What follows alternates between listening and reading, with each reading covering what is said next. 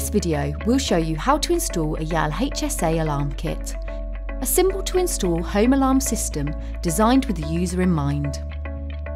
First, work out the best places to locate your devices for maximum protection. All devices must be within 30 metres of the control unit and must not be mounted on or near large metal objects such as fridges and microwave ovens. Some accessories have individual considerations to be taken into account, so be sure to check the manual. The easiest way to get up and running quickly is to prep all devices and accessories on a tabletop before mounting them. Start with the siren. Remove the cover via the single screw on the lid. Flick the power to on. Take your PIR movement detector and pull out the plastic battery saver tab. You'll see a red light flashing through the lens. Do the same on all the accessories that you have.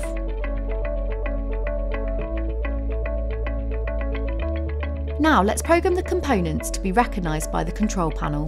Take the control panel and using a pointed tool, flick the power switch to on. Connect the power adapter. The control panel will beep and a green LED light will be on. Press the tick button to confirm that you want to enter a user code. Input a 4-digit PIN and confirm using the tick button, being sure to make a note of the code for later. The screen will now prompt whether you'd like to add a device. Press the tick button. To add any device, you simply press the button on the device itself and the screen should read detected. You then just press the tick button to confirm. If you have more than one device to add, you can select more devices and go through the same process. Once you've added all your devices, select Next Step. Now it's time to mount your devices. To prevent the alarm from going off, the siren must have its tamper disabled and the control panel must be in walk test mode. Let's start with the control panel. Please note, if the mounting plate has been fitted with the power on, the control panel will show a panel tamper condition if the plate is removed. To mount on the wall, use the 2 holes on the back plate to mark the position. Drill and fix with the screws and wall plugs provided. Insert the power cable, then the PSTN phone line cable, so that you can use the phone alert functionality.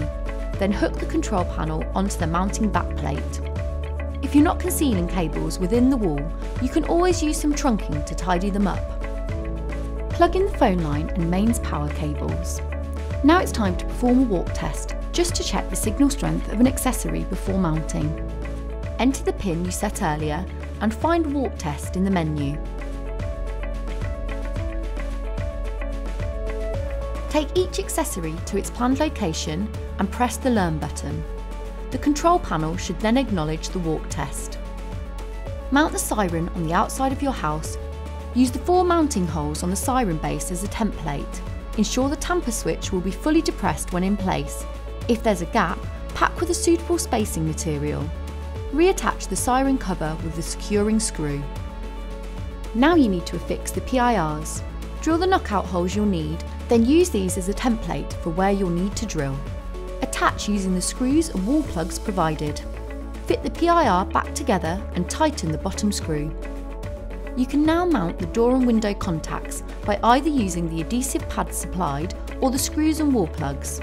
There's more details on fitting all accessories in the manual. Learning in the contactless disarm tags is easy. Simply navigate to contactless within the menu and press the tick button. Select Add Tag, then hold your tag up to the sensor to learn it in, and press OK when the screen reads detected. You may also want to change some accessory attributes to suit the location in which you set them up.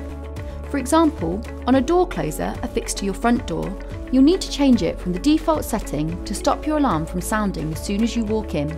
To do so, navigate to its attribute list and change the setting to reflect that it's your main point of entry.